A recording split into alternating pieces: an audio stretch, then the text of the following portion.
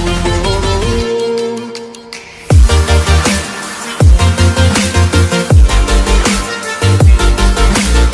guys, good afternoon.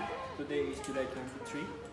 Dumating na yung order ko from Ashley, Batangas. I think it's from Santa Rita, Batangas City. This is the Muffler cutback.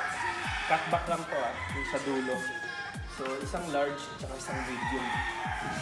So free flow to hindi to chambered. Or chambered, sorry. Free flow lang to, free flow. Okay, buksan na natin.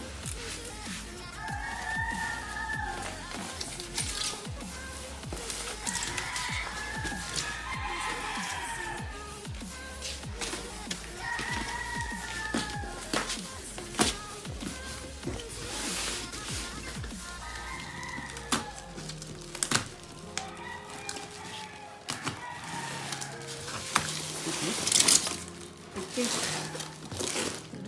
Ito yung medium kasi medyo mas maliit yung box. Ano nakasulat? Medium and large. HKS medium and large. Okay. Let's see kung itong medium. Kung nagkakat kayo, huwag na masyado i-DDN kasi baka umabot dun sa item. Ang bilis pa naman mag-uy. Mukhang ito yung large. Ang laki. So here's the HKS muffler. It's so big. Is this medium or large?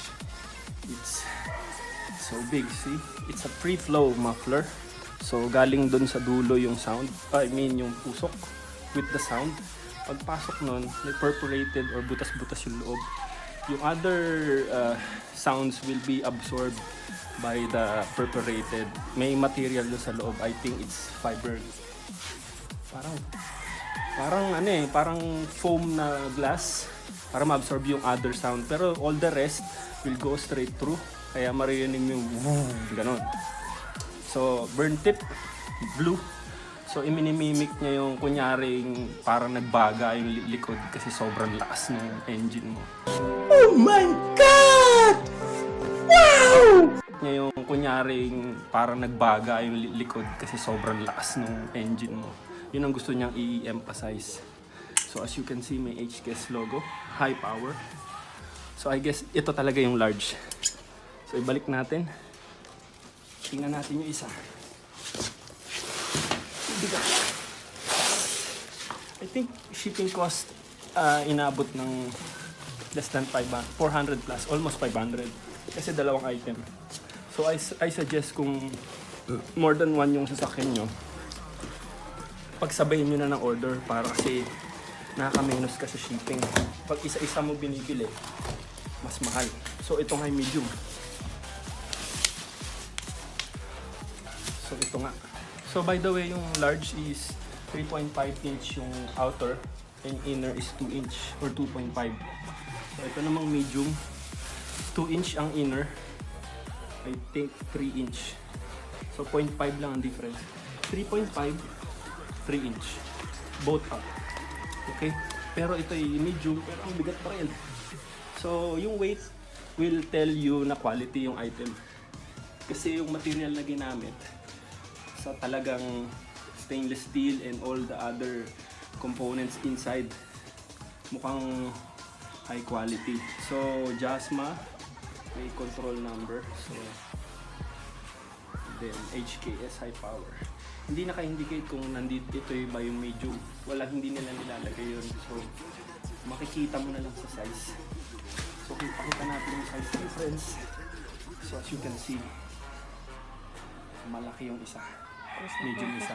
By the way, may isa pa, yung small. Yung small, para yun sa mga smaller engines like 1.0 displacement, 1.0 liter hanggang 1.2 siguro or 1.3. Pero most likely mga 1.3 nagme-medium na yun. So try nating i-demo. So ito, try not to show the plate number please. let's avoid this part. If we can open this. Okay. Try natin i-demonstrate kung ano yung tsura ng large HKS muffler. It's gonna be here. Like that. Ganyan ang itsura niya. Okay. So, quality. Galing ng Ashley Muffler Shop ng Santa Rita, Batangas. Thank you. Thank you guys. That's all for today. See you next time. Few moments later. One eternity later. 3 days later.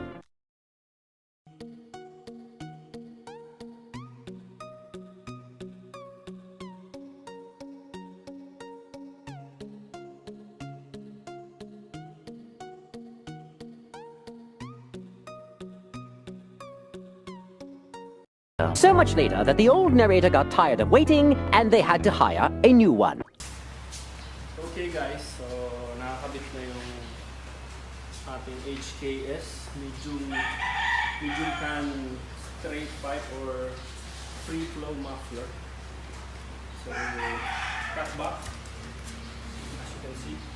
So I decided na slant yung pagkakabit, hindi diretso. Ang medyo may angas ng konti. So padagilid yan. Kita naman yung burn pitch dyan. No?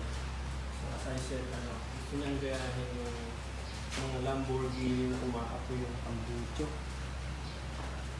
Okay? So i-demo natin. No? I-start ko, dyan lang kayo.